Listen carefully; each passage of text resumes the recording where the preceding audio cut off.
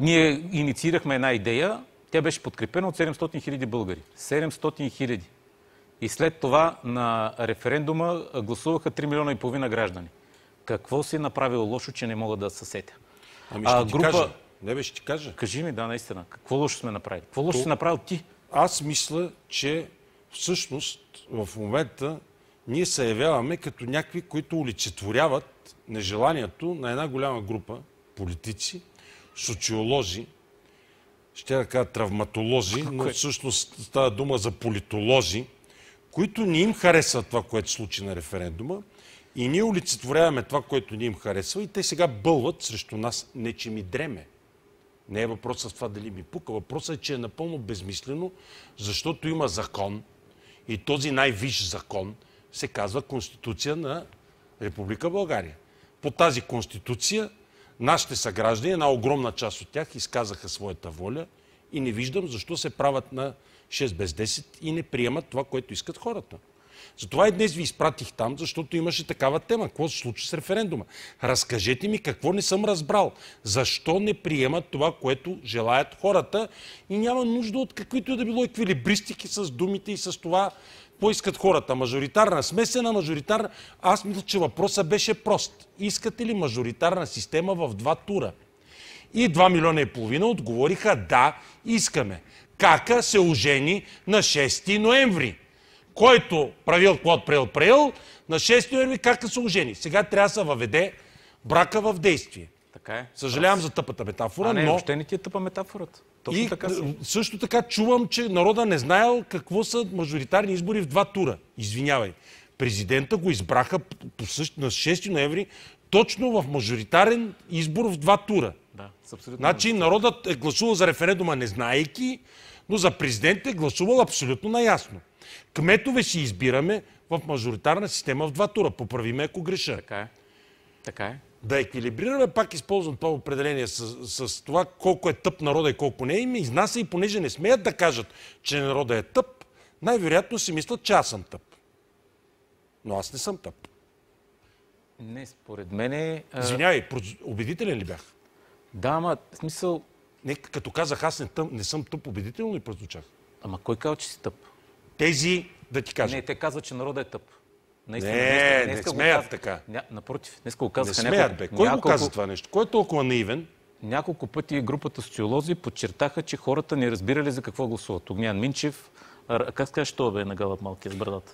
Парван Симеонов каза, значи че на Галъб малкия с брадата, типа, нали си голям? Не съм, а нямам брада. Как? Нямам коса. Педия човек, но не лакът брада. Чакай, ще ни обвинят, че ние не каним друго мнение. Не е верно това. Ние каним всякакви мнения. Всеки един може да заповяда. И господин Минчев, и господин Бедров, и господин Парван с брадата, и господин, който и да е там. Само, че има едно нещо, което е повече от ясно. И да заповядат, може да говорим за всякакви неща, но за това, за което са се произнесли хората, и да говорим и да не говорим, има закон. Греша ли? Не грешиш. Виж, чакай, че аз говоря повече от вас. Какво стана днес? За чести път питам. Първо, днес тази среща беше в ужасно разширен състав, незнайно защо, но това е решение на шефа на правната комисия, защото там бяха поканили цялата плеяда напоследък. Разбрах, социолози, политолози, травматолози, които дойдоха и изчетоха така художествено това, което пишат така или иначе. През цялото време се опитваше да се измести темата, която е, че българският народ се произнесе на референдум. През цялото време те бяха много повече от нас, разбира се, обясняваха как хората не са знаели за какво гласуват. Хората не разбират какво са избрали и че те, като едни мъдреци, ще ликвидират тая грешка от решението на хората. Ще преведат това, което искат хората към... Не, дори хората не са разбрали какво гласуват. Те не знаят какви са последствията, но те знаят тази шепичка хора, които каква удобна социология извадиха днеска. И затова... Галъб, чакай малко. Каква удобна социология извадиха днеска Галъб? На тех им е удобно и то точно и в тая среща. Видиш ли сега, голямата част от хората искат промяна в политическата система, но понеже искат внимателно да стане. 20, не знам колко процента искат веднага да стане, но 70, не знам колко процента искат, ако може да е внимателно.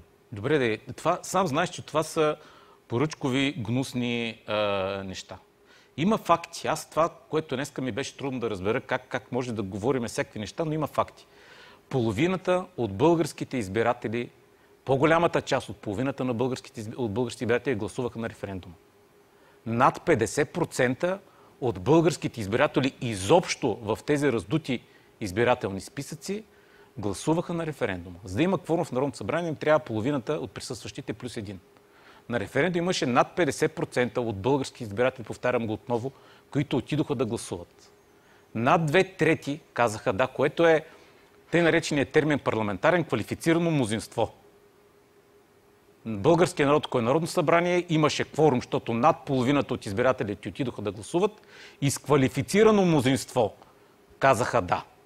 От тук нататък глупостите, които просто днес 3 часа и половина беше нечовешко да слушаме как се предлага смесена система, система с извънземни, пропорционална система, ама хората не знаят колко ще е гадно, ама как да разделим районите, моля Боже, какво ще стане с партиите. На кой му пука? Има решение. Трябва да се научат да приемат решенията на хората. Моето вътрешно убеждение остана, че този парламент ще се изплюе върху решението на българския народ и няма да вземе никакво решение. Те не дадоха ли някакъв знак какво правят и какво ще правят, господин Станев? Те дадоха повече от ясен знак. При това го отдавиха... Искам конкретен отговор, без късане на снимки. Дадоха ясен знак. Според мен този ясен знак е, че те няма да направят нищо, така, защото волята на българския суверен, на българския народ да се случи по начина. На база на всичките мнения на умните, красиви, различни от простия и не разбираш нищо български народ, вече изборени, горе изборени социолози, политолози, експерти. Чакай, нали депутатите решават? И юристи. В един огромен брой словесен поток думички бяха удавени двете най-важни и случили се вече факт. Първо, референдума се проведе. Второ, българския народ с достатъчно голям брой, за да бъде да, 12 000 гласа липсват според ЦИК, въпреки че и това не е сигурно, но българският народ се произнесе, че желае тази промяна.